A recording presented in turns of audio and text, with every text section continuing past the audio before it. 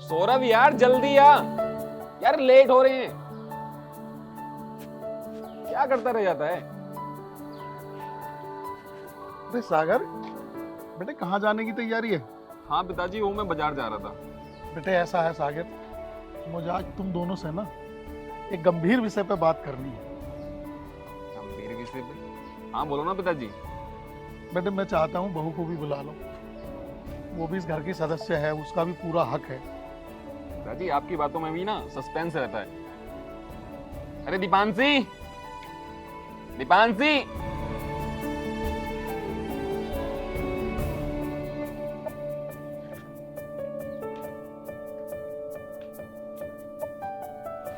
हाँ बोलो पिताजी, अब बताओ। बेटा ऐसा है, आज मेरे ऑफिस का आखिरी दिन है। आज ना मेरा रिटायरमेंट, हाँ पिताजी वो तो मुझे पता है। और कल से मैं ऑफिस नहीं जाऊंगा, मैं घर पर ही रहूंगा। बेटे अब मेरी देखभाल ना तुम्हें ही करनी होगी। अब तो मेरी इच्छा है कि मैं पोती पोतों के साथ खेलूं, बहू के हाथ का खाना खाऊं और तुम लोगों के साथ रहूं, क्योंकि आज तक मेरा सारा जीवन ऑफिस में ही कट गया। और बेटे मैं चाहता हूं कि जो मुझे फंड का पैसा मिलेगा और मेरे पास जितनी ज़मीन जायदाद है वो मैं तुम दोनों भाइयों में बराबर बराबर बांट देना चाहता हूं, क्योंकि मैं नहीं चाहता कि आने वाले समय में इस जायदाद को लेकर तुम दोनों भाइयों में कोई तकरार हो, मनमुटाव हो। तो बेटे मैंने वकील साहब को बोल दिया है, मैं शाम को वकील साहब को लेकर आऊँगा। अब मैं ऑफिस जा रहा हूँ क्योंकि वहाँ आज मेरी विदाई पार्टी है। और हाँ, शाम का खाना मैं घर ही खाऊंगा, बहू के हाथ का। ठीक है पिताजी। ठीक है बेटे, मैं चलता हूँ, बाहर ड्राइवर मेरा इंतजार कर रहा है। चलो सौरभ, अब जाना कैंसिल। सुन, तुझसे एक बात करनी है मुझे। अब बैठ।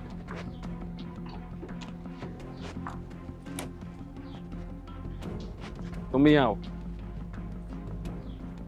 बैठ। यार मैं ये कह रहा था कि यार पिताजी हमारे नाम जमीन जायदाद तो करा रहे हैं, ये तो ठीक है, लेकिन यार पिताजी घर पे रहेंगे, ये ठीक नहीं है यार। इसमें हमारी प्राइवेसी खत्म होगी। तो जानता है मेरे दोस्त आते हैं, मिलने जुलने वाले आते हैं, लड़की भी होता है लड़का भी होते हैं यार, मुझे इस चीज़ से दिक्कत होगी यार। और ऊपर से उनकी सेवा करनी पड़ेगी, ये लाओ वो लाओ। पर भाई तू इतनी टेंशन क्यों ले रहा है? जमीन मिलने तो दे, फिर सोचेंगे पढ़ाई का क्या करना है। सुनो जी, मैं पहले ही कह रही थी पैसे मिलते ही हम यहाँ नहीं रहेंगे, क्योंकि मुझे इस घर में नौकरानी बना के रख रखा है और मेरे बस की तो है नहीं नौकरानी बन के रहना। यहाँ से हम दूर जाके शहर में रहेंगे। अरे भाग्यवान, तुम इतनी चिंता क्यों करती हो?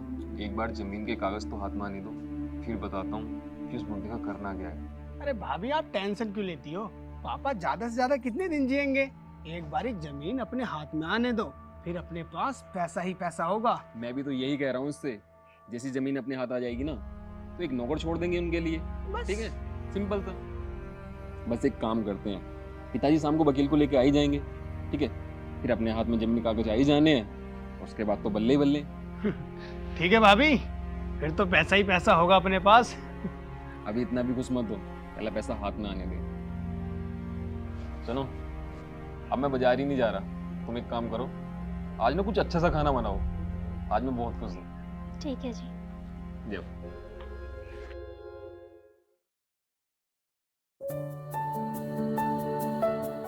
आइए वकील साहब बैठिए।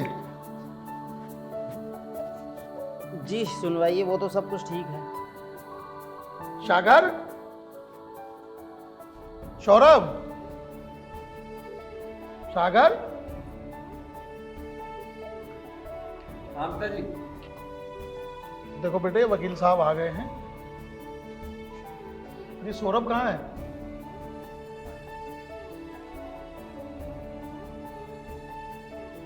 वकील साहब, जो कागजात मैंने तैयार करवाए थे जमीन जायदाद के, मैं निकालिए आप।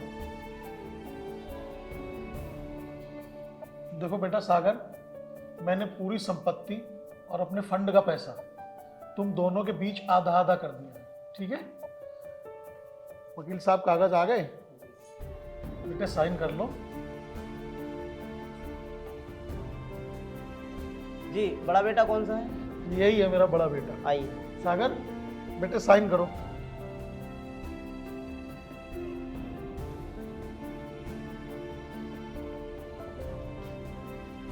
और छोटा बेटे को बुलाओ।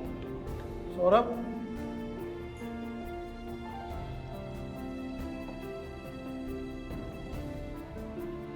और आपका तो क्लियर हो गया है। देखो बेटे, मेरी पूरी जमीन जायदाद के आज से तुम दोनों बराबर के हिस्सेदार। अब इसकी देखभाल करना तुम्हारी जिम्मेदारी है, और बेटे मेरी जिम्मेदारी भी आज से तुम्हारी है। अच्छा सर, चलता हूँ, मुझे तहसील भी जाना है। ठीक है वकील साहब।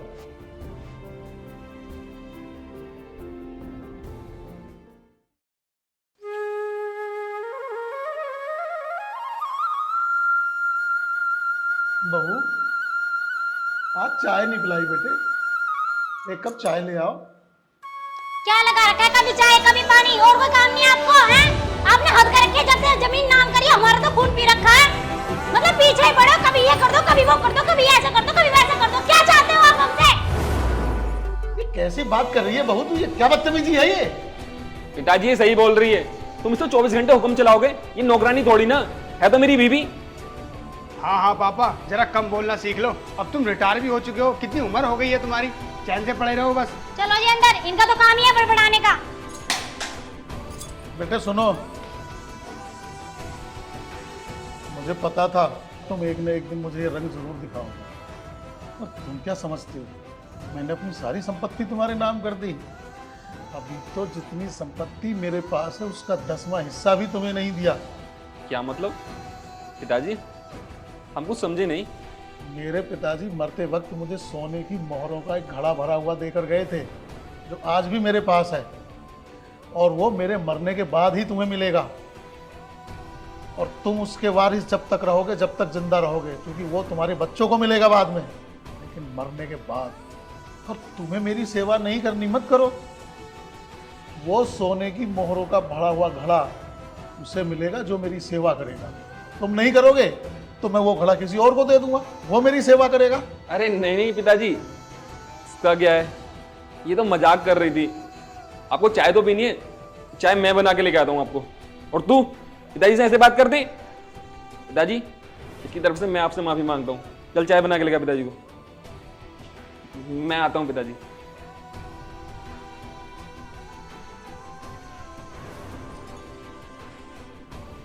बेटे मैं सब समझता हूँ, तुम पैसे के लालच में इतने अंधे हो जाओगे, मुझे उम्मीद नहीं थी। देखा ना, थोड़ा सा लालच दिया। यार सौरभ, यार मुझे लगता है पिताजी के पास सच में सोने का घड़ा है, और वो घड़ा कैसे जब्त आया जाए। देख, पिताजी उस घड़े को ऐसे आसानी से तो देंगे नहीं, और पिताजी तो बोल ही रहे थे कि जो सबसे ज़्यादा उनकी सेवा करेगा, मरने के बाद पिताजी उसे अपना घड़ा देके जाएंगे। और सुनो, तुम एक काम करो, देखो जब तक पिताजी के पास वो सोने का घड़ा है ना, तब तक हमें उनकी सेवा करनी होगी। तुम ना उन पे चिल्लाना मत, ठीक है? सौरभ, तो एक काम कर, तू बाजार जा, और बाजार से ना पिताजी की पसंद की सब्जी लेके आ। ठीक है भाई, ठीक है।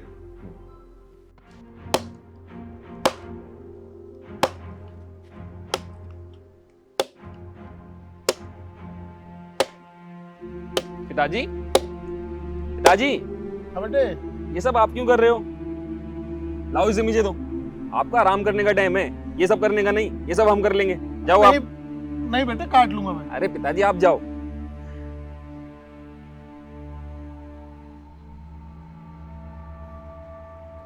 दीपांशी, पापा को दूध दे देना।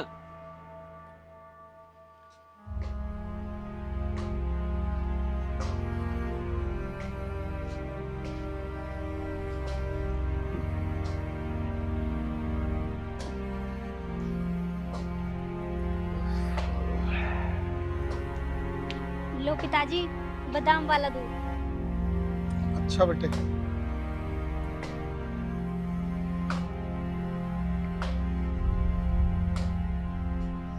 दूध तो स्वादिष्ट है बेटे। जी, मैंने इसीलिए तो आपके लिए बनाया है।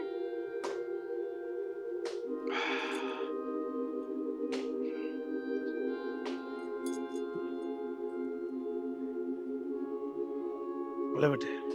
जी। अब क्या खाएंगे पिताजी, मैं बना दूं? बेटे आज आलू गोभी बना लो। ठीक है पिताजी।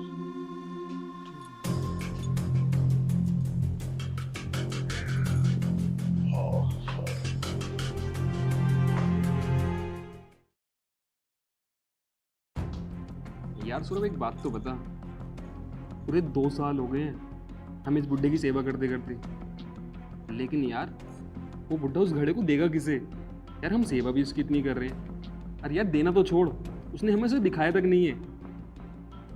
यार घड़ा तो उन्होंने अपने कमरे में रख रखा होगा ना, बाहर तो रखा नहीं होगा। तो मेरे दिमाग में एक आइडिया चल रहा है, ऐसा ना करें, दीपांशी तो रोज उन्हें दूध देने जाती है रात को, हाँ तो अपन ऐसा करते हैं, दूध में ना जहर मिला देते हैं, ठीक है? सुबह तक उनका काम खत्म और हम वो गड़ा ले लेंगे। जहर? लेकिन जहर देना क्या उन्हें ठीक रहेगा? एक बात बता, किसी को थोड़ी ना पता चल रहा है कि हमने उन्हें जहर दिया है। यार उम्र हो गई है उनकी, तो कह देंगे कि ये लुढ़क गए, ठीक है ना? ठीक है। ऐसे ही करते हैं, तुम क्या कहती हो? जो तुम्हें ठीक लगे।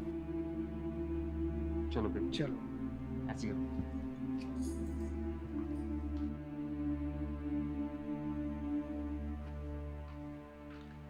लीजिए पिताजी, दूध पी लीजिए।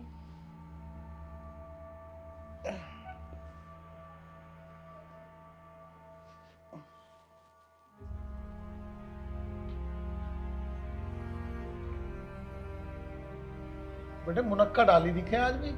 जी।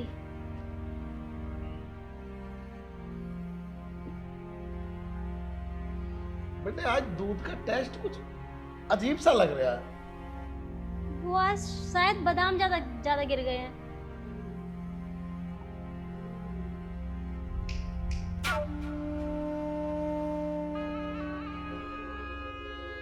लो बेटे। पिताजी आप सो जाइए, काफी रात हो गई। ठीक है बेटे। जी। हे राम।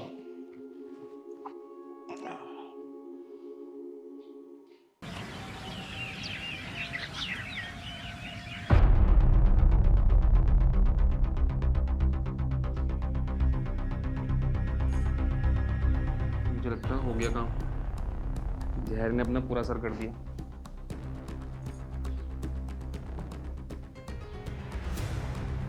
हो गया काम। सुनो, अब देखते हैं घड़े को, घड़ा अंदर ही है, ठीक है? चलो।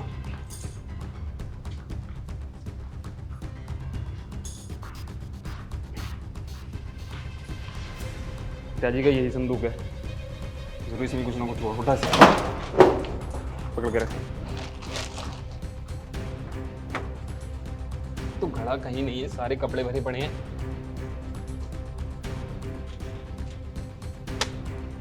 ये क्या है?